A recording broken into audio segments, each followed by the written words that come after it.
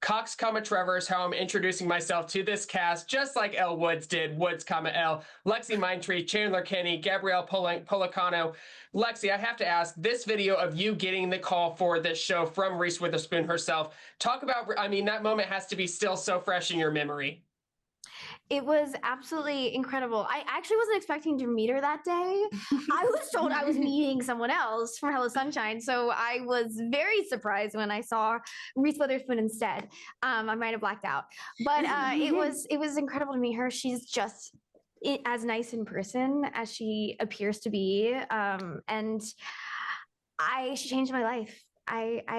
She told me that I booked it, and it was really crazy because I couldn't tell anyone for 24 hours before they announced it. So I just got to have this life-changing information with me, and I couldn't tell a single soul. And my life was also so normal after. So it was very surreal, but I was really glad I got to have that time to process it before the entire, it seems like, world found out about it. It's such a special moment. Chandler, I want to say I'm a longtime Dancing with the Stars fan. You were so fun to watch on that. My niece and nephews are going to love this because they love zombies. So it's just so crazy that we're talking here. And you are so bubbly, so infectious, but then here you are playing this mean girl in the show to Elle. How do you get into this role? Because that is not you from what I've seen in person. Well, thank you for saying that first and foremost, and please send my love to your niece and nephews.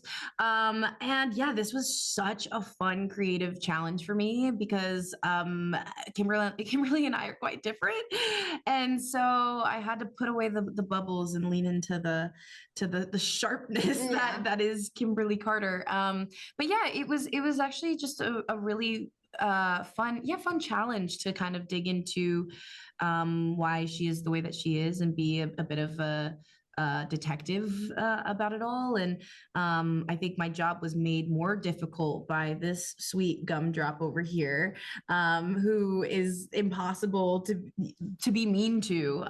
And so I think really like grounding myself in the truth of the character and what's going on for her at home and outside of the school hallways, I think was helpful for me, and using that as my guide. And obviously the way in which we deal with things is quite different. But she's a girl with a big heart, and she cares deeply about the people around her and her friends. And you'll get to see more of that as the season unfolds. Yes, audience as well. What I want to commend this show, yes, it's a throwback. It's 1995. But what this show does so well, it's so modern. It's so forward with its feminism, with its queer representation, just like that movie was in 2001. Gabrielle, what is that like to be a part of this show where all these things are so important to keep telling these kind of stories? It's awesome. What a great thing. It's really awesome. I definitely Legally Blonde is like for the girls and the gays and the theys. That's always been the case. But it was so cool to get to. I never thought that the prequel series would involve necessarily like such a forward queer character who's living her life very contentedly, actually, and like that she'd be such a pivotal part of the story. So that was so awesome to hear and to learn about. I really love that you're seeing a depiction of queerness that I don't think we see a lot of, especially in YA content, of, you know, a queer person who is actually doing very okay and is like not having a tragic gay story, which I think those kinds of stories are really important and should be told. And I also think we need to show young people that like you can just see a gay person on TV in the 90s in Seattle who like is just living their life, and it's not the fact that they're gay is not the most interesting thing about them. It is an interesting thing about them, but it's not like the only reason they're there. It's not their whole plot. So I was really honored to get to bring that to screens. I really hope that young queer people see it and like see themselves on screen. It's my dream that they like watch it and then like press pause and go into the living room and come out to their parents. So yeah, total gift, total blessing. It's so special. This show is so special. Congratulations to all three of you. This new show, Elle, has to be seen on Prime Video. Congratulations, and thank you for your time today. Thank you so much. Thank you. I appreciate you. It has been 25 years, I cannot believe I'm saying this, since Legally Blonde came out. And I mean, here we are getting a prequel series all these years later. And we have to meet Elle's parents, of course, Tom Everett Scott, June Diane Raphael. June, talk about being Elle Woods' mom in such an iconic role, because we get to see her now, who this character is. It's such an honor. I mean, I've said this throughout my life. I feel like I was raised by Elle Woods. So to now be in the position of acting as someone who's raising her, it's all very surreal. But it's been the coolest thing ever to be a part of, in the world of the show, creating this iconic character. It's really neat. And I think you get to see so much of why she's so confident and brilliant and has that belief in herself that we see in the movie, and how when you have two parents who ride so hard for you, like even Wyatt do for Elle, you can't help but to have a really strong sense of yourself. That's such a great way to put that, because this movie or this show has so many nods to the movie as well. There's so many moments that I want fans to experience for themselves. I don't want to give anything away. Tom, what do you remember most about watching the movie in 2001 to now starring as the dad in the prequel series? Well, I saw the movie at the theater. I saw it with my wife. We loved it. Always thought it was a perfect movie. It was so, like, I don't know, just really psyched to be able to be a part of it. When I was asked to audition for the movie, for the show, I was with my daughter, who is a huge fan. And she was saying, let's watch the movie. You got to do some research. And she started telling me like why this movie was so important to her. And I was like feeling the pressure build to book this job, which luckily I did. And I was able to share it with her the next day. Thank She would have disowned you. She would have looked at me in a way. Such disappointment. Yes. Has she seen the show? Has she given any kind of first takes on how you portrayed it? She has not. She's only seen clips. She's only seen what everyone else has seen, and she's coming to the premiere tomorrow night. She will be there. I'm so excited for that. In June, this show does not work if your relationship with your daughter, Lexi Minetree, played in the show, does not work, but it is so perfect. I love the chemistry between your two characters. You are such a supportive mom. Talk about building that relationship with her, because she is a star in the making as well. Yeah, to be honest, we didn't really build it. It was always there. It just was always there. From the time I walked into, she had been cast already, and then I came in to read with her. They flew her in from New York, and I walked in, and it was, I didn't have the feeling of like, oh, I got to meet this person. I got to, calibrate and what are they like? And I felt immediately like I knew her, and we hugged for about 10 minutes, and then we started the scene. I mean, it was really that. It was just so, and then we were cast. It was just the two of us for almost like 2 or 3 weeks on our own. Nobody else was cast yet. And so we went out to Vancouver and rehearsed together and met the dogs who were playing Bruiser. And so we had this time together. Bonding. Yes, this bonding time together. So then once the cameras were up, it was just really very natural. They're so sweet. They're so cute. I love these girls. These are my girls. And they don't even they'll come in the room and they won't even look. They're just holding hands. Like, it's so, oh my gosh. It's very Ariana and Cynthia coded, Hey. But I see her sometimes and I just want to cry. I mean, I saw her Cosmo spread that she just did. And oh my gosh. I'm like, she's so beautiful.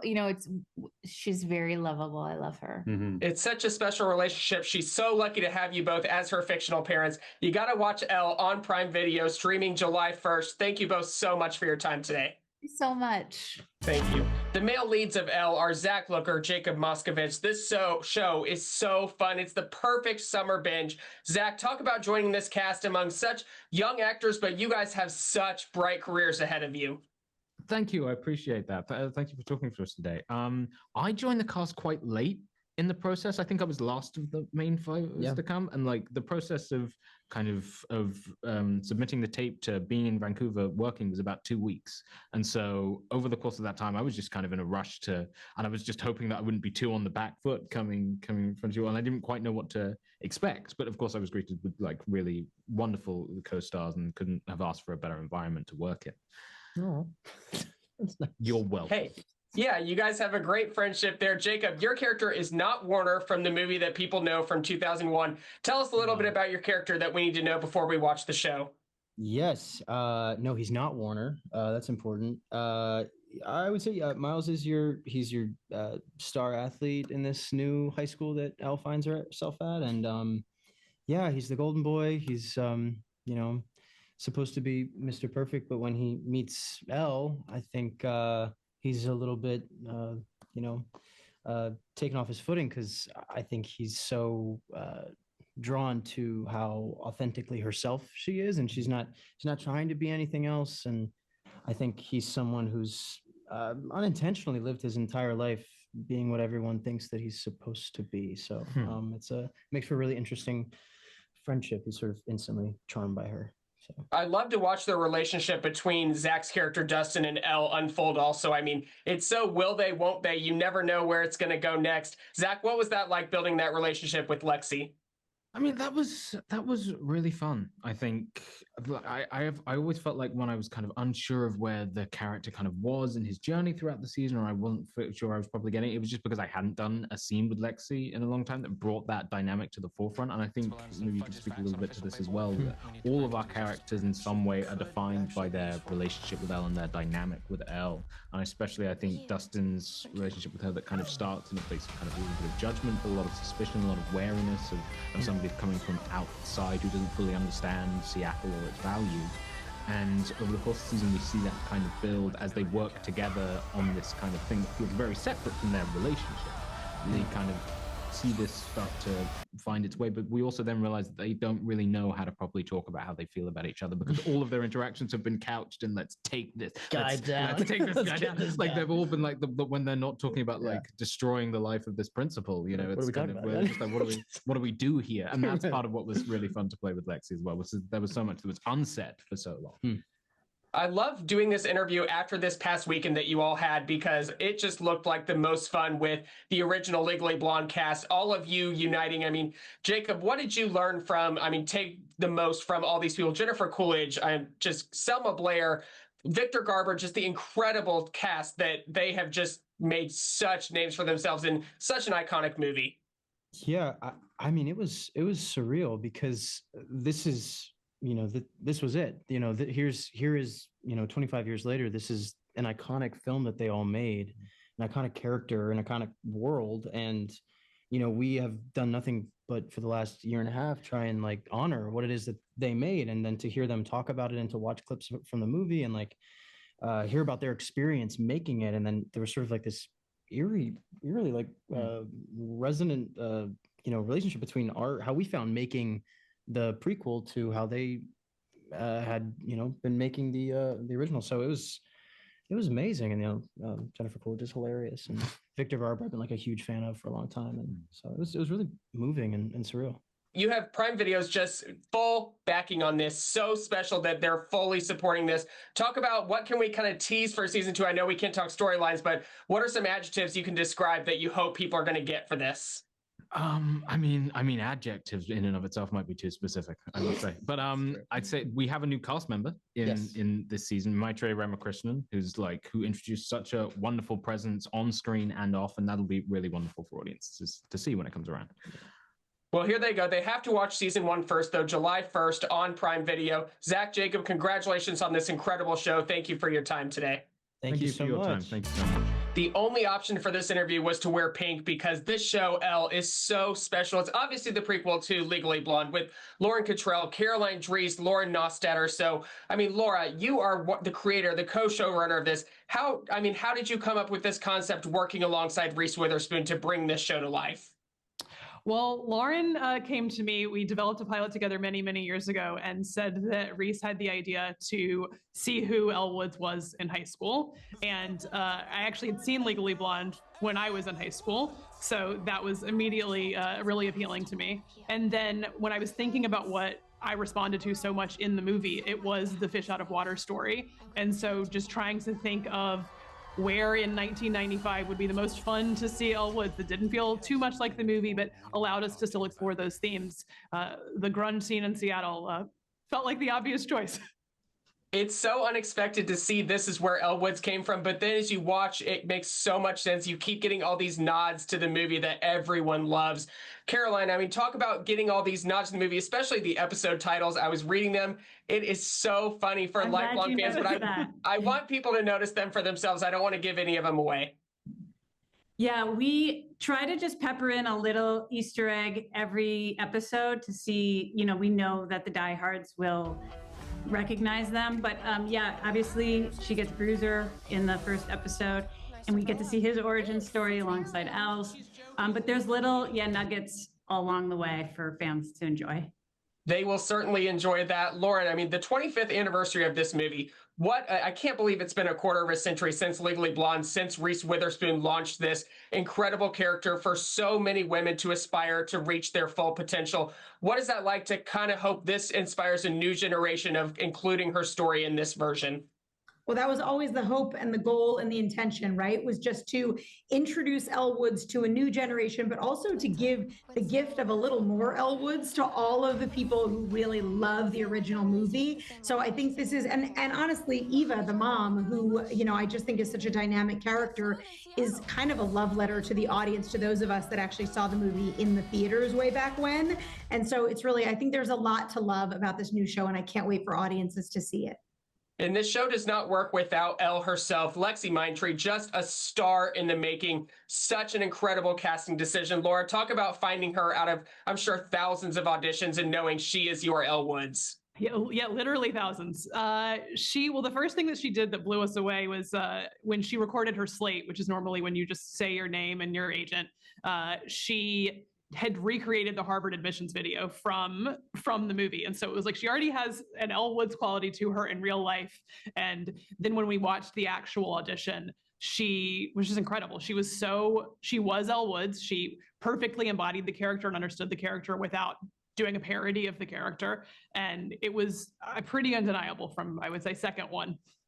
I love that her role is so iconic because Reese Witherspoon was as well. Make sure you watch all 8 episodes of Elle July 1st on Prime Video. Congratulations, ladies. Thank you so much for your time today. Thank you. Thank you.